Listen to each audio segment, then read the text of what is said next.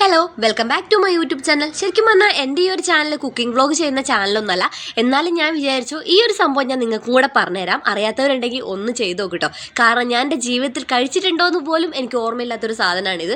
വീട്ടിലൊന്നും ഉണ്ടാക്കിയ പോലും ഞാൻ കഴിക്കില്ല കേട്ടോ ഈ കോളിഫ്ലവർ. പക്ഷെ ഞാൻ കഴിഞ്ഞ ദിവസം ഒരു വീഡിയോ ഉണ്ട് കോളിഫ്ലവർ ഫ്രൈ ചെയ്യുന്നത്.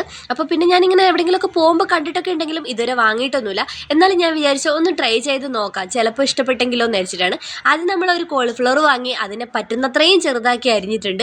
പിന്നെ അതിലേക്ക് നമ്മൾ കുറച്ച് ഉപ്പും മഞ്ഞപ്പൊടിയും ഒക്കെ കൂടി ഇട്ട് വേവിക്കണം. ഇത്രയും ചെറുതാക്കി അരിഞ്ഞത് എന്തിനാന്ന് വെച്ചിട്ടുണ്ടെങ്കിൽ നമ്മൾ ഫ്രൈ ചെയ്തെടുക്കുമ്പം ഇത്രയും ചെറുതാക്കിയെങ്കിൽ മാത്രമേ നല്ല ക്രിസ്പി ആയിട്ട് കിട്ടുള്ളൂ കേട്ടോ. അതുകൊണ്ടാണ്, അല്ലെങ്കിൽ ഒരു സ്പോഞ്ചി രൂപത്തിലായിരിക്കും. അങ്ങനെ നമ്മൾ ഈ തിളപ്പിച്ചെടുത്ത് അതിൻ്റെ കുറച്ച് അണുക്കളൊക്കെ പോയി എന്നറിയാൻ വേണ്ടിയിട്ടാണ് കേട്ടോ ഈ തിളപ്പിക്കുന്നത്, പോകാൻ വേണ്ടിയിട്ടാണ്.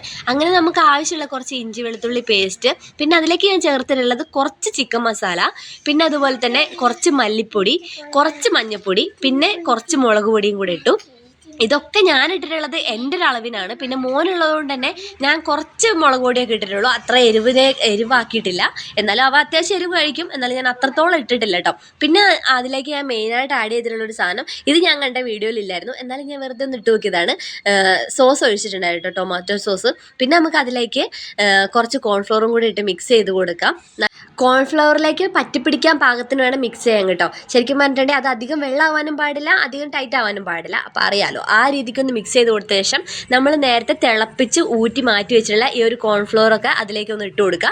എന്നിട്ട് കുറച്ച് നേരം ഒന്നത് മൊത്തമായിട്ട് പിടിക്കാൻ വേണ്ടി കുറച്ച് നേരം ഒന്ന് അടച്ചു വെക്കുക. പിന്നെ അതിന് ശേഷം നമ്മൾ ഈ സമയം കൊണ്ട് നമുക്ക് അടുപ്പിൽ പാനോ ചീനച്ചട്ടിയോ എന്തെങ്കിലുമൊക്കെ വെച്ചിട്ട് അതിലേക്ക് നമുക്ക് ആദ്യം വേണ്ടത് കറിവേപ്പിലാണ്. സത്യം പറഞ്ഞാൽ എനിക്കിവിടെ കറിവേപ്പില ഇല്ല എന്നുള്ളത് ലാസ്റ്റാണ് കേട്ടോ ഞാൻ അറിയുന്നത്. കറിവേപ്പിലാണ് കുറച്ചും കൂടി ഒരു ഫ്ലേവർ തരാമെന്ന് എനിക്ക് തോന്നിയിട്ടുണ്ട് കേട്ടോ. അങ്ങനെ അതൊന്ന് ചൂടായി വരുമ്പോൾ നമ്മൾ ഈ മാറ്റി വെച്ചിട്ടുള്ള ഈ കോൺഫ്ലവറൊക്കെ അതിലേക്ക് ഇട്ട് കൊടുത്ത് അതൊരു ബ്രൗണിഷ് കളർ ആകുമ്പോൾ നമുക്ക് തിരിച്ചു മറിച്ചൊക്കെ ഇട്ട് കൊടുക്കണം. അതിനുശേഷം നമ്മൾ ഈ ഒരു ബ്രൗണിഷ് കളർ ആകുമ്പോഴത്തേക്ക് നമുക്ക് എടുത്ത് മാറ്റാൻ പറ്റും കേട്ടോ. സത്യം പറഞ്ഞാൽ ഞാൻ തന്നെ ഞെട്ടിപ്പോയി. ഞാൻ കഴിച്ചു നോക്കിയിട്ട് എനിക്ക് ഇഷ്ടപ്പെട്ടു കേട്ടോ, നല്ല ടേസ്റ്റ് ഉണ്ടായിരുന്നു. അപ്പോൾ ഇതുവരെ ഉണ്ടാക്കാത്തവരുണ്ടെങ്കിൽ മസ്റ്റായിട്ട് ട്രൈ ചെയ്ത് നോക്കും കേട്ടോ, അടിപൊളിയാണ്. ഇത്രയൊന്നും ഉണ്ടാക്കണമെന്നില്ല, കുറച്ചൊക്കെ ഉണ്ടാക്കി നോക്കിയാലും മതി, അടിപൊളി ടേസ്റ്റാണ്.